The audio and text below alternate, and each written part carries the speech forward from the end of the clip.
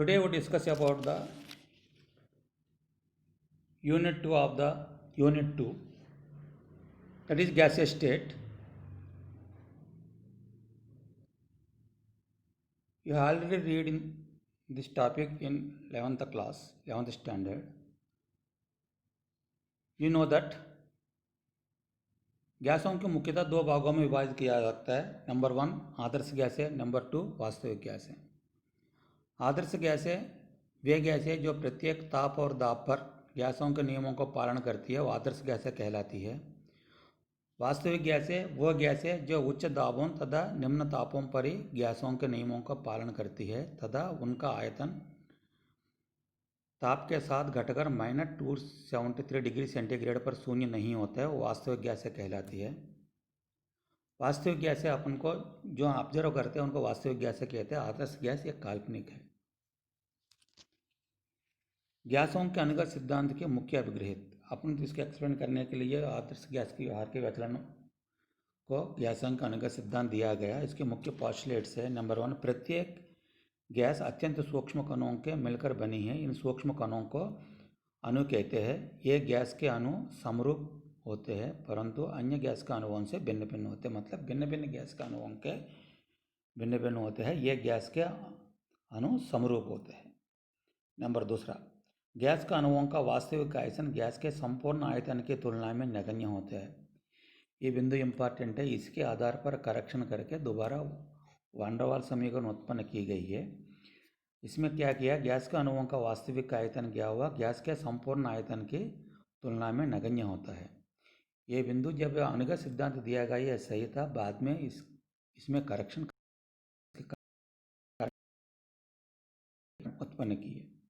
Number 3 gas के अणुओं को ठोस गोलाकार तथा पूर्णतया प्रत्यास्थ का कण माना जाता है जिसमें ना तो कोई आकर्षण ना ही प्रतिकर्षण बल होता है. ये तीसरा पॉइंट भी इम्पॉर्टेंट है.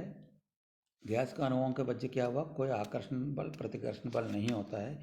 आदर्श गैसों के लिए तो ये सही है परंतु वास्तविक गैसों के लिए ये सही नहीं है क्योंकि इसमें भी करेक्शन करना पड़ेगा.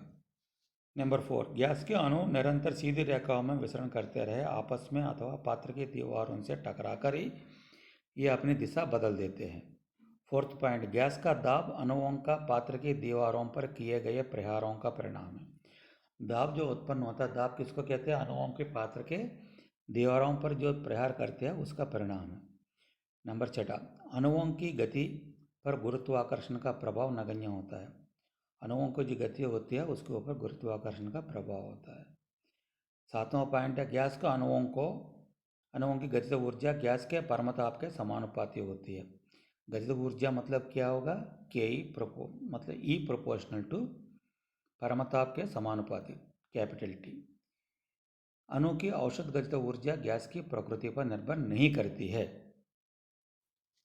यह गैस के अनुगत सिद्धांत के मुख्य अभिग्रहित है.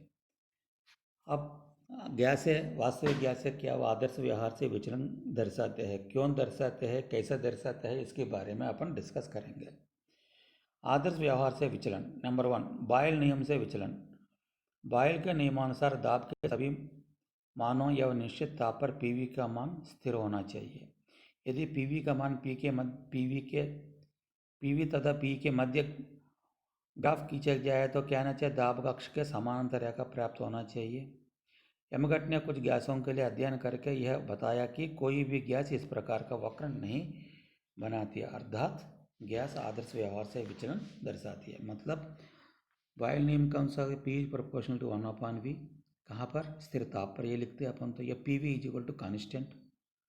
यदि पीवी तथा पी के मध्य ग्राफ खींचा मान लो स्थिर ताप पर, क्या आना चाहिए, एक्स अक्ष के दाब अक्ष के समानांतर रेखा प्राप्त होना चाहिए.